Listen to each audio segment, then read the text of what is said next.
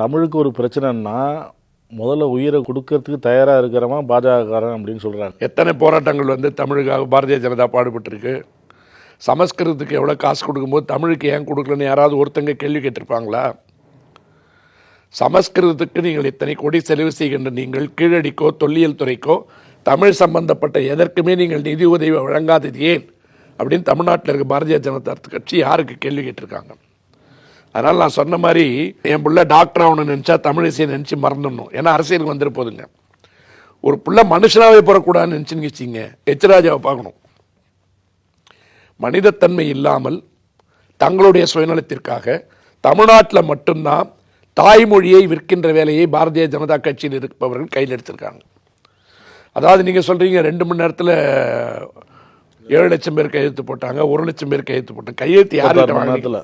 கையெழுத்து யார்கிட்ட வாங்கினீங்க? மக்கள்கிட்ட தான். மக்கள்ன்றது யாரு? இப்போ அரஸ்டான இடத்துல பாருங்க, ஸ்கூல் பிள்ளைங்களுக்கு சாக்லேட் கொடுத்து போய் கையெழுத்து கேட்குறீங்க. அவமானமா இல்லை?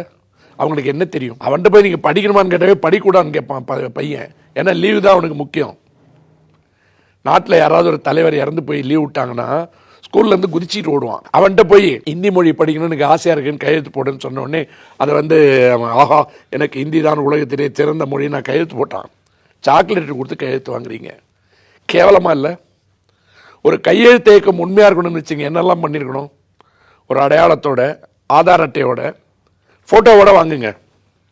அது ஒரு நேர்மையான பிரச்சாரம். அதை விட்டு ராமசாமி குப்புசாமி கையெழுத்து நீங்களே போட்டுக்கிறது எவ்வளோ நேரம் ஆகும்? ஒருத்தர் 1 லட்சங்கிறாரு, ஒருத்தர் 7 லட்சங்கிறாரு. இதே வந்து பாரதிய ஜனதா கட்சியினுடைய தமிழ்நாட்டு தலைவர் என்ன பேட்டி கொடுத்தாரு? குஜராத்திலிருந்து வடநாட்டிலிருந்து வருவர்களுக்கெல்லாம் ஒரு மொழி தான் தெரியுன்னார்.